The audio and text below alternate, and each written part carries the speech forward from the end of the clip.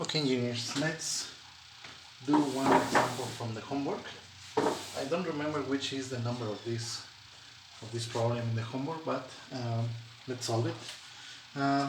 For this, you have a combination of real root and imaginary root. The roots is s equal to 2, and for this is a complex number or imaginary number. Alright? So the partial fractions on this case is going to be a over s minus 2 for this root, and then ps plus c over this for this, which is imaginary root. Remember, the rules is that for real roots you are going to use this type of partial fractions, or for imaginary roots we are going to use this type of partial fractions. Okay, now let's use the Heaviside method to find the values of a, b, and c. Let's do it for the easiest, which is the value of a.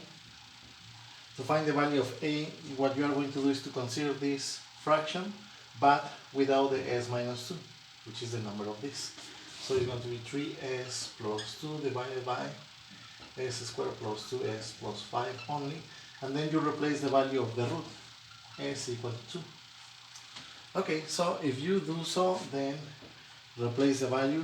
Here is going to be 6 plus 2 over, here is going to be 4 plus 4 plus 5. So the result of this is 8 over, this number is going to be 13. Alright, so that is the value of a.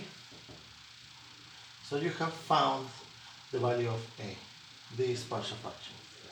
Okay, now for the other, let's use the same Heaviside method, but here you have to replace the value of the imaginary root.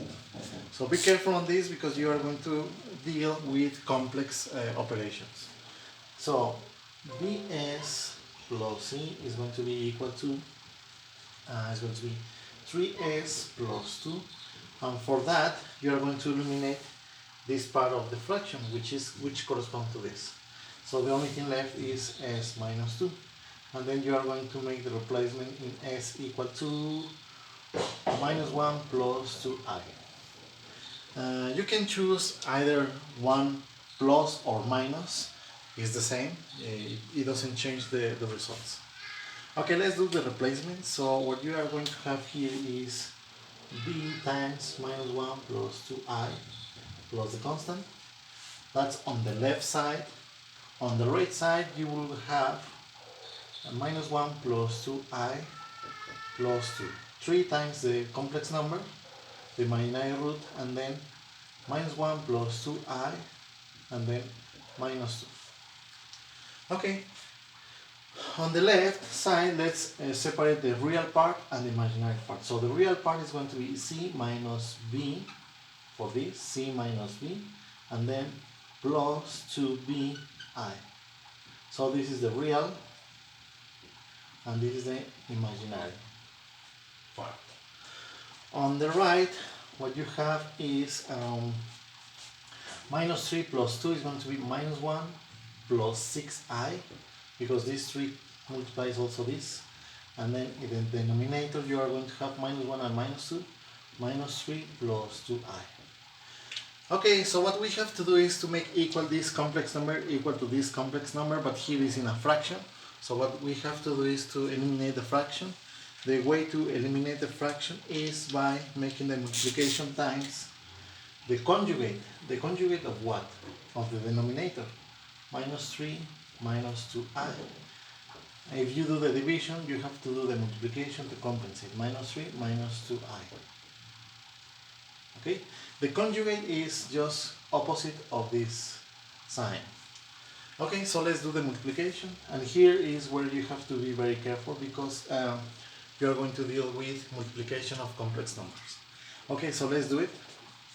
So this equal is minus 1 times minus 3, 3 positive, and then plus 2i, and then minus 18i, and then minus 12i squared. Remember that the I squared becomes minus 1. In the denominator is going to be, because it's a difference binomial, difference squared, is going to be root 9 minus 4i squared. Okay, because this I squared is also minus 1, then the minus 4 is going to become plus. Okay, so what is the result of this? The result of this is in the denominator is going to be 13 positive. In the numerator is going to be minus 12 times minus positive, so this is going to become 15 in the real part, and then minus 16 imaginary part. Okay, so what you have on the left is c minus b plus 2bi imaginary root, and then on the right what you have is 15 over 13 minus 16 over 13 imaginary number. Okay, so what you have to do is make equal the real part and the imaginary part. So that means that this number and this number must be the same, and this number and this number must be the same. So 2b is equal to minus 16 over 13. So that means that b is equal to minus 8 over 13. So that is the result of b. Okay, so now the value of c. C minus the value of b minus 8 over 13 equal to 15 over 13.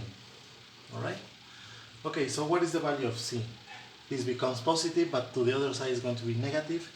15 minus 8 is going to become 7. Alright? 7 over 13. Okay, so what you have found is the values of a, b, and c. So the partial fractions will be something like this. The value of a happens to be 8 over 13. I'm going to write it outside. 8 over 13, 1 over s minus 2. Alright? And then the value of b. B is going to be minus 8 over 13 s plus the value of c, 7 over 13 divided by s squared plus 2s plus 5. If we are going to calculate the Laplace inverse, then we are going to make the calculation of this.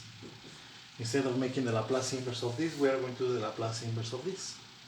So as you can see here, this is very easy, it's the exponential, but this one is not easy to see. Okay, so it's going to be 8 over 13, the Laplace inverse of 1 over s minus 2. And then from here, we can factorize the 1 over 13 because it's the same number. And I'm going to also factorize the minus. Minus 1 over 13, the Laplace inverse of 8s minus 7, because we factorize the minus, remember here, over s squared plus 2s plus 5.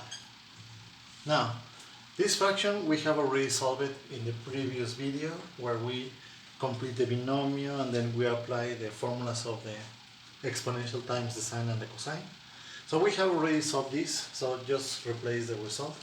So the result is 8 over 13 exponential of 2t from here, and then minus the result of that was 8 over 13 exponential minus t cosine of 2t minus 15 over 26, because 1 over 13